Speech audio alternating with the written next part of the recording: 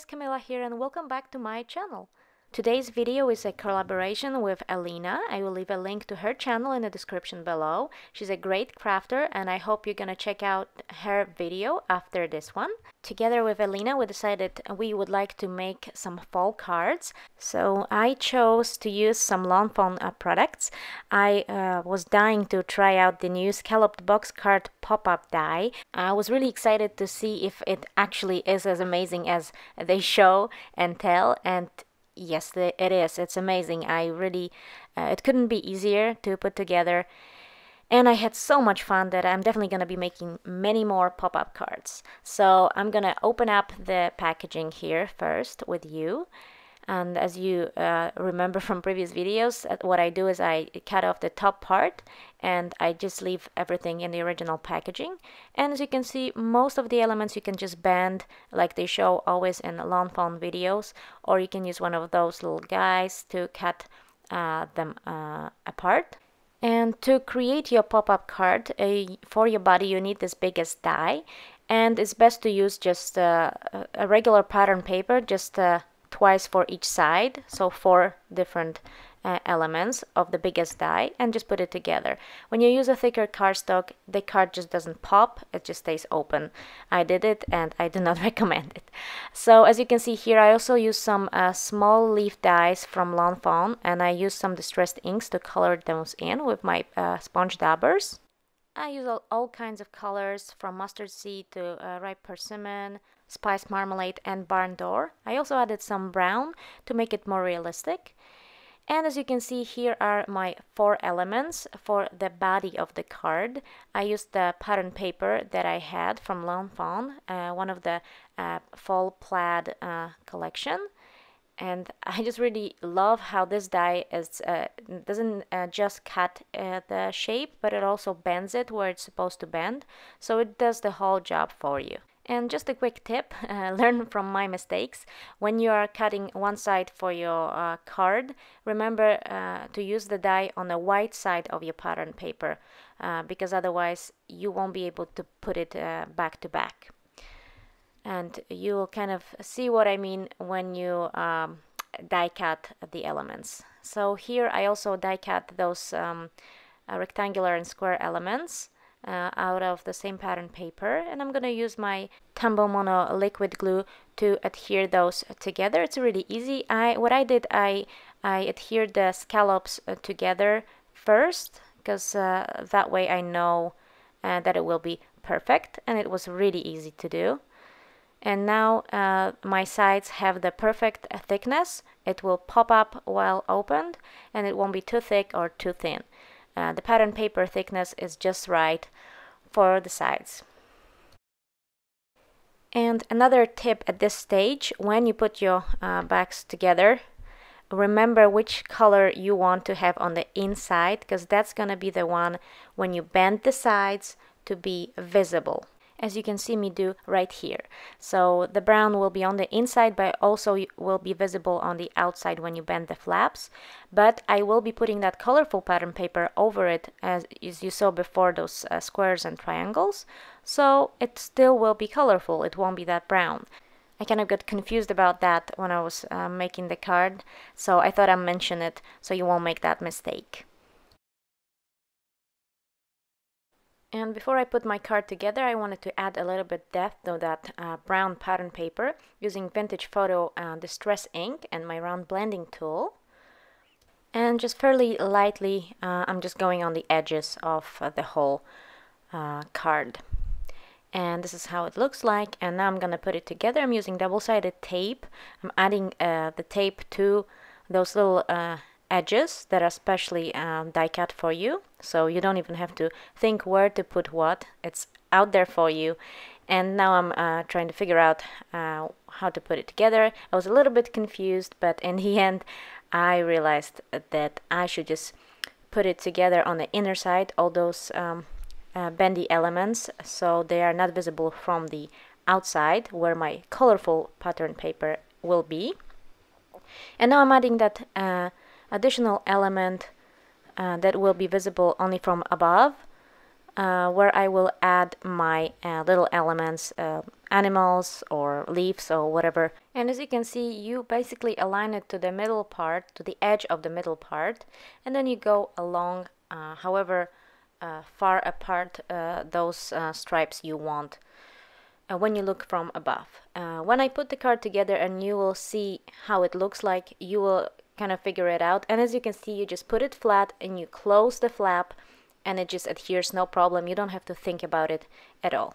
There again, you put another flap, you align it to the bottom line, and your card is finished. It's really that basic, that really easy. You just have to kind of think a little bit the first time you put it together, and then it will come to you just like that.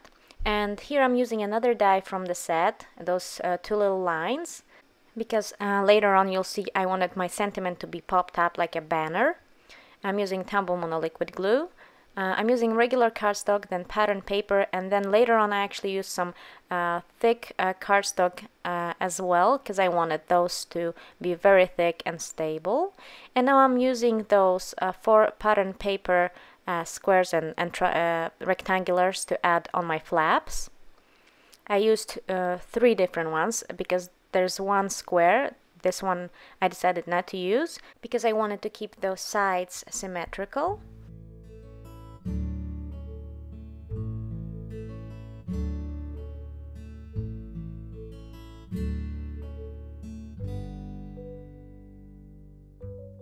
And I must say, at this stage I was really excited. I loved how the card was coming together nicely.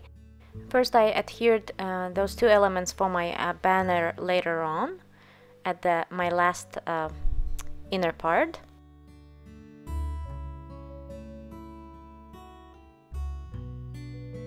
And now I'm gonna prepare my banner. I'm using the Lawn Fawn stamp set Bannerific. I'm using this banner and I'm gonna stamp Give Thanks from one of the mini stamp sets.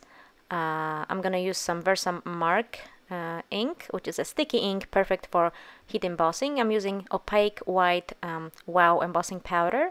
I heat set it, and this is my banner. This is my sentiment that's gonna go up here. I'm also using Tumble Monoliquid Glue.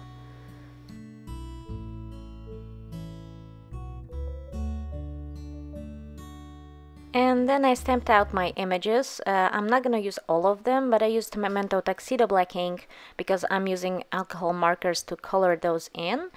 I'm going to show you how I colored the fox, the hedgehog, and the leaves, and the 2 mice. And I must say that I'm not an expert with coloring using alcohol markers, but I really liked how this pile of leaves turned out. I think I finally kind of figured out how to add the shadowing, and when you layer elements, like here, this pile of leaves, you know, some leaves are above, some are kind of hidden, so you gotta add a little bit more dark. And I actually was finally satisfied with how it turned out.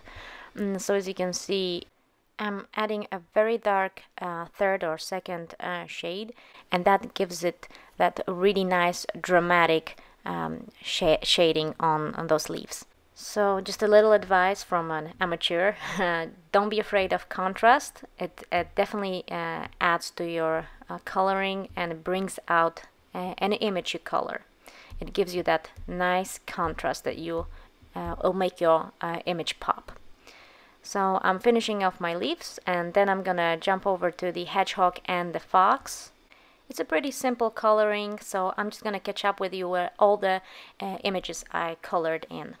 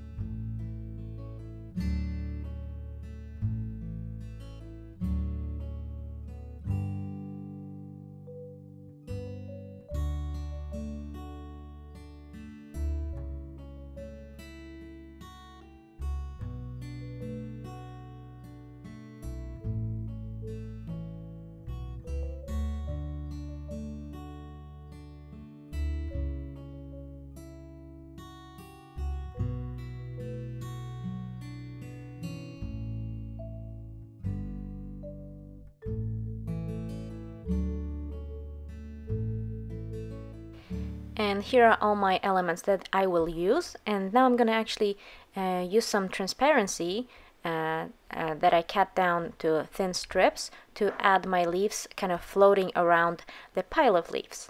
I'm using some double-sided tape to adhere my hedgehog kind of behind the pile so it looks like he's jumped into it. And then I'm going to adhere a few of those tiny leaves that I also colored in, and I add fussy cut all around the hedgehog and the pile. I'm also adding the two mice in front to add a little bit of dimension, so it looks like, you know, they're in the front, the pile's in the back, but when you look up front it looks like they're all right there. So the transparency strips give you that nice illusion of leaves floating in the air. I saw many people do this with like planets or other elements, and I just had to use it. I thought it looked really cool with those leaves. I think it is my favorite element on this card. I hope you like it too.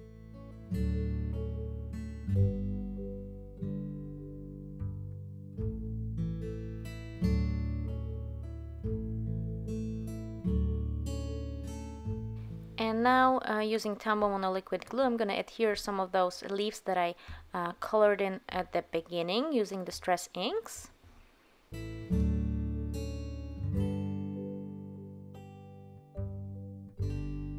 Then I'm going to add my fox and two leaves at the front of my card, so that's what the recipient sees first before opening. And that's how the pop-up works. I really love how the card turned out. I will definitely use this die set much more often. Thank you so much for watching. Thank you, Elina, for collaborating with me. It was a pleasure, and I hope to see you again soon for the new card making video. Bye!